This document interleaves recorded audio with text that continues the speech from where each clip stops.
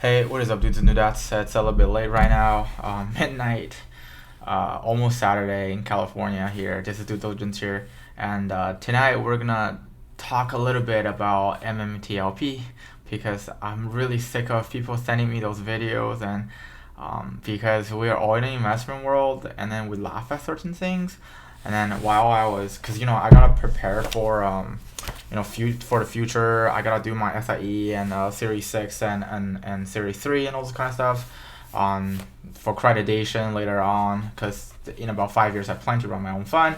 And you can see I have a lot of books over here. This is actually all books all the way down there. I don't want to flick my camera because my green screen is a little bit the lighting have some problems over here. This is actually a really great book. Over there you can see, like, under the table you see there, those were all books. I have so many trading books and other things and preparing for exams and stuff, and I also plan to pass my CPA in about a year and a half. But anyways, this video is not about me. It's about it's essentially about you, or essentially I'm not really trying to debunk any YouTubers, or maybe they just don't know better, or maybe they just don't really know the market mechanics surrounding certain trading exchange like OTC, how it works. Especially when number two, for those of you who don't know what number two, this channel is actually created by two people. I'm number one and the other guy is number two. And he likes to send me memes about the financial market and send me videos of other YouTuber talking about stuff, and he will debunk it. But then he does not like to go on video and debunk other people. And then I become the person who sort of kindly give the honest opinion, because we're both like really honest about certain things. So if any YouTuber tells you that you can actually short Pink Sheet, which is OTC Pink, which is the listing agents of the MMTLP, let's just say they either don't work in finance or they don't really know what they're talking about, and there's no such thing as short ladder attacks in the OTC Pink market, because there's specific legislations in the official rulings or bylaws of the listing agency that you actually cannot you typically cannot margin trade a Pink Sheet because it's considered penny stock, and then B, you can actually not short it. Why? I will explain to you in this video.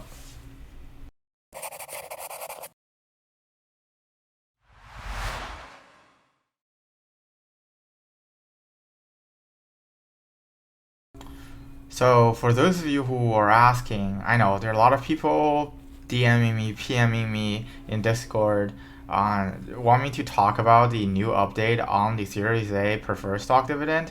I will do that in the next video, because this will actually become a price driver for MMAT's main stock, actually, because they have highlighted the date of the transfer and spin-off process, and we can actually do a roadmap of how the spin-off will work out.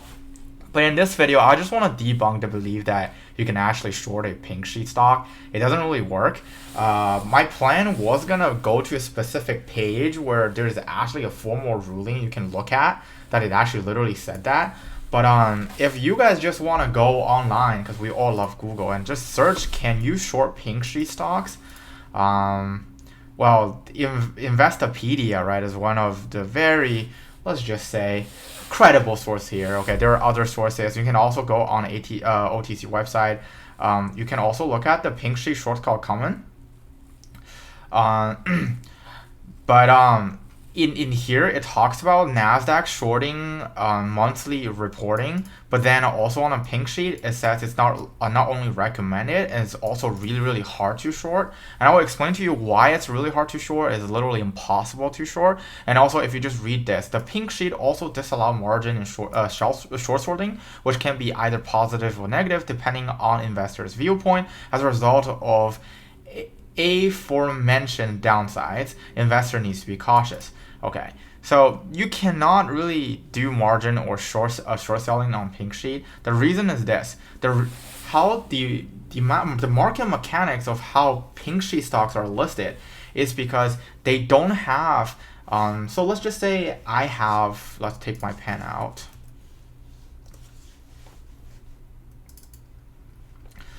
Let's just say I have 300 million shares worth of MMTLP. Let's just use this example that I want to get rid of. But because those shares are preferred shares, and 99% of all preferred shares, despite except for those who offers a dividend that are traded on the OTC market, and some of them a small portion of them are traded on the Nasdaq, because it has to go through a very rigorous process of auditing and have a rigorous process of formalizing the preferred share. So a lot of those listed preferred shares are functioning as a common share or basically like a debt holder. Okay. But that's why it's called hybrid security. But in here, we're not going to cover that. Professor DD is not going to cover that in this course. Okay, it's going to be short. So let's just say I want to sell my 300 million shares of MMTLP, but it's not listed on NASDAQ, so I need to find some sort of liquidity, right? To basically let other people buy my shares, my preferred shares, right? Because essentially how the stock market works is you have a bid and ask spread, right? And if you're a normal broker, if you're not a MM, you actually don't keep any inventory. Therefore, you actually go through the limited order book. Okay. This is why all of the trading platforms for MMTLP only allows you to placing limited orders. It's because there's no such thing as market order for this specific security in a specific exchange because the low liquidity of it. This is why when you actually place a bid or place an ask for MMTLP, a lot of times your trade doesn't get executed immediately because you have to go through another process of processing the order book. So what does it mean if it goes through the order book? That just literally means someone on a open market. Let's just say you want to sell 300 million shares, right, of MMTLP. At $2. That means in order for those shares to be liquidated, you have to have a buyer. You have to have a buyer that's willing to buy at least one share of that for $2. Okay, so you can see this is basically like a auction market or auction flea market. This is like what OTC Pink is all about.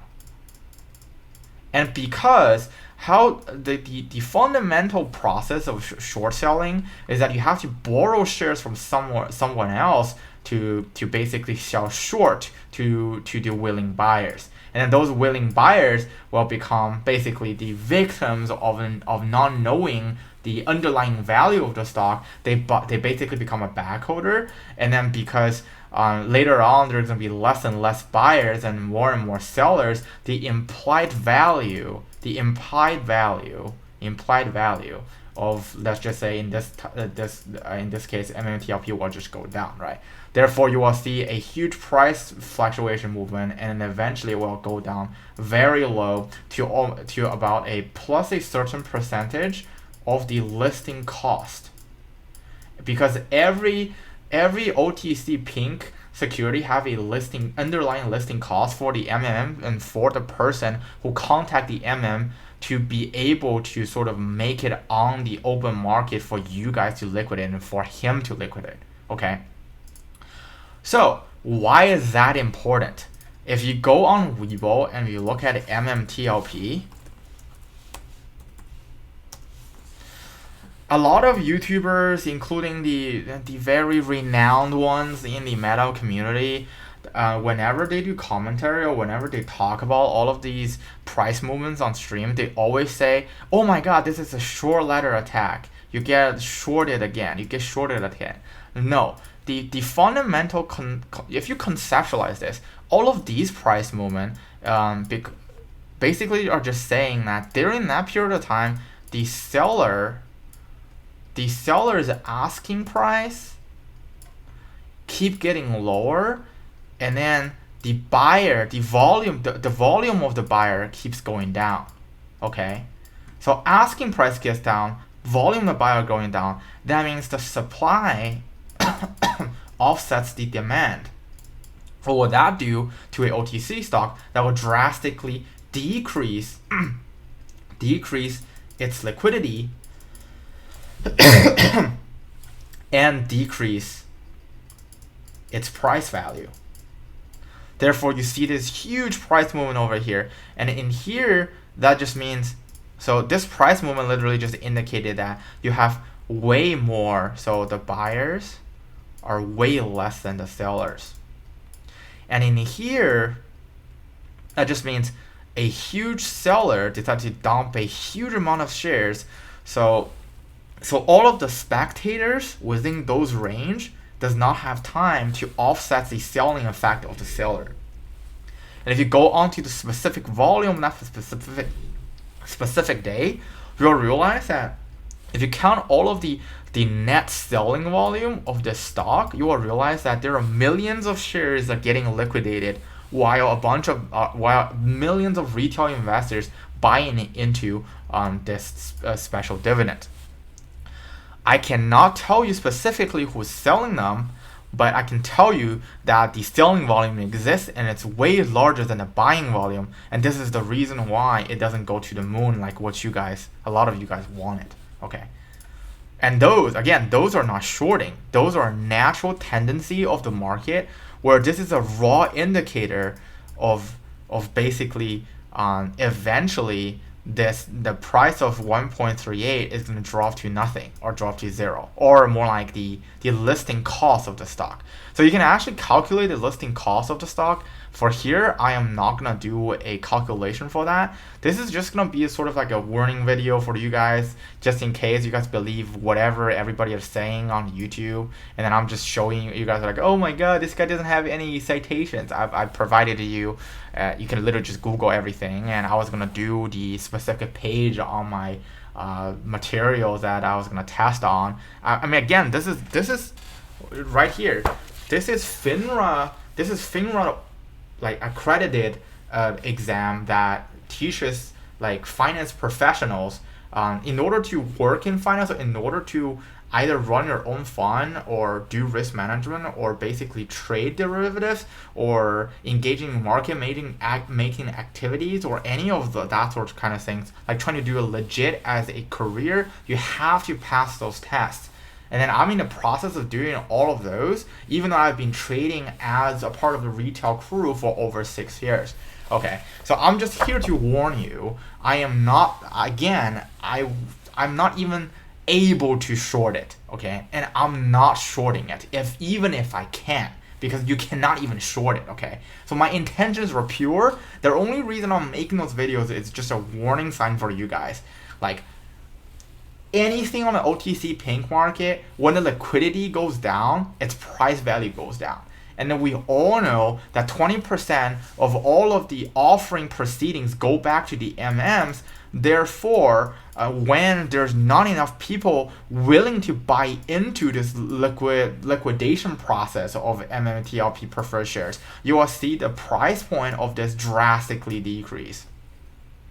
Okay?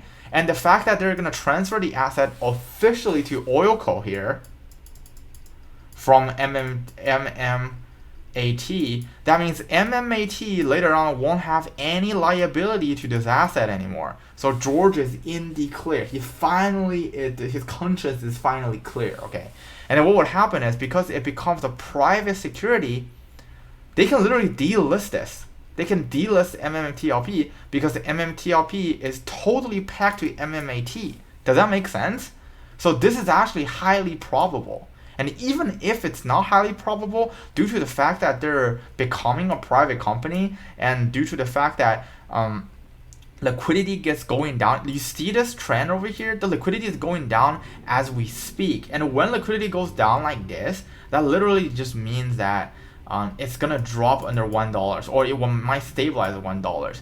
And the fact that, because you have to consider the time value of how long you have to wait until you actually will get the dividend, which means when they actually sell the asset, we don't even know if they ever will sell the asset or not. And then the special dividend you're buying into is the liquidation right, or the right to the asset being liquidated, the right to the money when they liquidate the asset. That means if they don't change their bylaws, and then they keep running this company, so-called OilCo, for the next 6 years, and let's just say in the next 6 years somehow they get some equipment that being able to strike oil, that it can extract more than 10% of recoverable oil. Let's just say they can do 20%. It's still bad because the industry standard is 30%, right? Then someone they're either gonna be profitable, becoming operational, or someone's gonna come in as a partner or decide to buy this land. But because the contract the contract implied in this special dividend is you will only get paid if they sell this land. If they didn't sell this land or sell the drilling land or whatever, you won't get paid whatsoever unless they change it later on. Maybe in the later years they will change it to, they produce X amount of oil and then we get a yield of what percent. Then this might be attractive. But right now, another reason why MMTLP does not get any traction from ordinary OTC preferred share sort of like seekers or buyers is because this does not offer any dividend. It doesn't have any dividend yield, or it doesn't have any interest rate, if you want to think it that way, right? Therefore, this is literally a blank check. Does that make sense? A blank check that will be off the market soon if they decided to stop this listing. And they can just stop this listing at any time because currently this is packed to MMAT. Well, technically it's packed to the old Torch information, which is still valid because this transaction is literally changing the ticker name. The nature of this company still requires another year or whatever to get it fully processed, even though the merger itself is already done. And if you are in the accounting world, you will know that merger audit is actually a hell to go through. Therefore, this whole messy documentation transfer in between NASDAQ, the Canadian market, and the OTC Pink is going to be super messy still, even for the next year. So this is just a warning video. I don't have any opinions on this stock. I don't own it. A portion of my community still own it. I just want to warn you guys that it's most likely gonna get delisted and become $0.